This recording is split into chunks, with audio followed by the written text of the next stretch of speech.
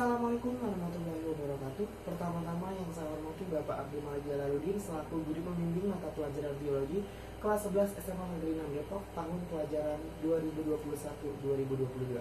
Dan yang saya hormati Bapak Ibu guru SMA Negeri 6 Depok, teman-teman dan kakak-kakak semua ataupun adik-adik yang menonton video ini. Selanjutnya izinkan saya memperkenalkan diri saya terlebih dahulu. Nama saya Diva Ramadan. Saya dari kelas 11 IPA 4 SMA Negeri 6 Depok dan saya biasa dipanggil Deva ataupun Diva. Video ini dibuat untuk memenuhi tugas pelajaran mata pelajaran biologi tentang kelainan pada sistem sirkulasi darah. Dan yang saya akan jelaskan adalah leukemia. Leukemia merupakan kanker pada sumsum tulang dan sel darah. Leukemia merupakan salah satu dari 10 kanker pembunuh teratas di Hong Kong dengan sekitar 500 kasus baru yang didiagnosis setiap tahunnya. Tidak seperti kebanyakan kanker lainnya, leukemia bisa terjadi pada orang dewasa dan anak-anak. Meskipun lebih sering terjadi pada orang dewasa, leukemia berpotensi untuk disembuhkan. Leukemia memiliki tingkat kesembuhan tertinggi di antara semua jenis kanker yang ganas. Ada banyak subjenis leukemia dan pengobatannya pun bervariasi. Pasien dan anggota keluarga yang menderita leukemia didorong untuk mempelajari lebih lanjut tentang penyakit dan tindakan pengobatan terkait untuk memudahkan perawatan medis. Ada 3 jenis sel darah yang beredar di dalam darah, yaitu sel darah merah, trombosit, dan sel darah putih. Ketiganya diproduksi oleh sel induk di sumsum tulang. Biasanya sel induk sumsum tulang akan berkembang dan tumbuh menjadi sel darah dewasa. Sel darah yang sudah dewasa akan meninggalkan sumsum tulang dan beredar di dalam darah perifer. Dengan leukemia, ada pertumbuhan yang tidak normal atau akumulasi sel darah putih di sumsum tulang dan darah perifer yang berakibat pada meningkatnya jumlah sel darah putih. Ada berbagai jenis leukemia dan pengobatan yang dilakukan. Ada berbagai jenis leukemia dan pengobatan berbeda-beda tergantung pada jenis leukemia yang dihadapi. Menurut presentasi klinis, leukemia bisa diklasifikasikan secara luas menjadi leukemia akut dan kronis. Selanjutnya saya akan menjelaskan tentang penyebab leukemia. Penyebab leukemia masih belum bisa dipahami atau belum dipastikan dengan baik. Leukemia diduga dipicu oleh salah satu sel tidak normal pada sumsum tulang di mana gen penting yang mengendalikan bagaimana sel harus berkembang biak, bertumbuh, dan mati telah berubah. Namun penyebab mengapa sel tersebut menjadi tidak normal belum bisa diketahui secara pasti sampai saat ini. Faktanya, sebagian besar pasien tidak mencoba untuk mengidentifikasi penyebab spesifiknya mengapa terjadinya leukemia. Faktor-faktor dari risiko berikut bisa meningkatkan risiko terjadinya penyakit leukemia.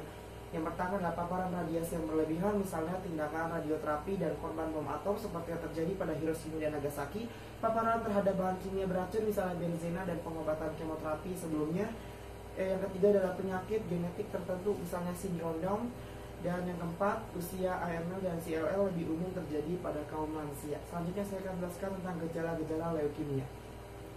Gejala leukemia akut merupakan penyakit kanker yang berkembang dengan cepat. Biasanya leukemia akut berkembang pesat dan menjadi lebih buruk dalam jangka waktu beberapa minggu saja.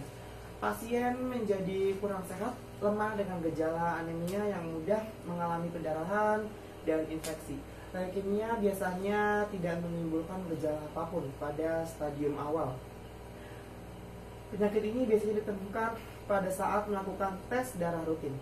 Beberapa pasien CLL terdiagnosis ketika kelenjar getah bening yang bengkak ditemukan oleh dokter pada saat melakukan pemeriksaan rutin. Selanjutnya adalah gejala-gejala penyakit yang harus dikonsultasikan dengan dokter. Yang pertama adalah mudah merasa lelah, penurunan berat badan yang signifikan, kemudian kehilangan selera makan, berkeringat di malam hari. Selanjutnya adalah demam yang tidak jelas, sering mengalami infeksi, pembesaran kelenjar getah bening, Dan yang terakhir adalah pendarahan yang tidak biasa, misalnya pendarahan pada hidung dan gusi secara berulang-ulang, seperti contohnya mimisan dan gusi berdarah. Kemudian ada jenis-jenis leukemia. Leukemia myeloid akut atau AML, kanker sel darah myeloid yang belum dewasa, merupakan jenis leukemia yang paling umum terjadi pada orang dewasa. Tingkat pertumbuhan sel kanker ini biasanya cepat dan mempengaruhi produksi sel darah normal pada awalnya.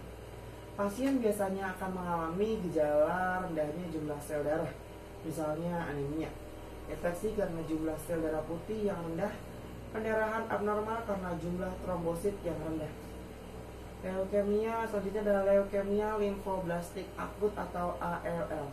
Kanker limfoid yang belum dewasa lebih sering terjadi pada anak-anak dan merupakan leukemia yang paling umum diderita oleh anak-anak. Presentasinya mirip dengan AML. Kemudian ada leukemia myeloid kronis atau CML. Kanker sel myeloid dewasa yang terkait dengan kehadiran kromosom Philadelphia. Jenis leukemia ini kebanyakan terdeteksi pada orang dewasa. Sel kanker berkembang pada tingkatan yang relatif lambat. Penyakit di stadium awal mungkin tidak menunjukkan gejala apapun. Pada stadium selanjutnya pembesaran limfa bisa menyebabkan sakit perut. Produksi sel darah normal juga bisa terpengaruh dan memunculkan gejala yang tercantum di atas. Selanjutnya adalah leukemia limfositik kronis atau CLL. Kanker sel limfoid dewasa sebagian besar diderita oleh individu yang berusia lanjut di atas 60 tahun. Jenis ini jarang terjadi pada anak-anak. Sel kanker ini juga ditandai dengan laju pertumbuhan yang lambat. Penyakit di stadium awal biasanya bersifat asimptomatik. Selanjutnya saya akan jelaskan tentang patofisiologi leukemia. Leukemia adalah satu keadaan di mana terjadi pertumbuhan yang bersifat irreversibel dari sel induk dan pertumbuhannya dimulai dari mana ya sel itu berasal. Sebagai akibat dari proliferasi sel abnormal tersebut, maka akan terjadi kompetisi metabolik yang akan menyebabkan anemia dan trombositopenia. Apabila proliferasi sel terjadi di limfa, maka akan membakar sehingga dapat terjadi hiperplanisme pada leukemia yang disertai splenomegali. Sering terjadi komplikasi hemolisis. Pada leukemia akut, hepar dan kelenjar getah bening lompat besar secara cepat ke seluruh keluhan nyeri akibat regangan kapsul organ tersebut menjadi jelas. Infiltrasi ke otak menyebabkan keluhan sakit kepala, telah menyebabkan struktur spontan infiltrasi ke gusi, menimbulkan hipertrofi gusi dan sering disertai pendarahan gusi. Limfadenopathi dapat menyertai leukemia, dan apabila kelompokan perbesaran kelenjar ini menegakkan pertumbuhan darah dan pembunuh getah bening, maka akan terjadi edema lokal. Infiltrasi paru menyebabkan batuk dan sesak. Pembesaran kelenjar getah bening di abdomen dapat menyebabkan keluhan rasa tidak enak di perut dan rasa cepat kenyang. Infiltrasi ke ginjal dapat menyebabkan hematuria dan gagal ginjal. Keluhan akibat adanya anemia, lemah badan akan cepat lelah. Trombositopenia menimbulkan pendarahan baik dari kulit dan selaput lendir. Selanjutnya saya akan jelaskan tentang pengobatan leukemia. Yang pertama adalah transfusi darah diberikan bila kadar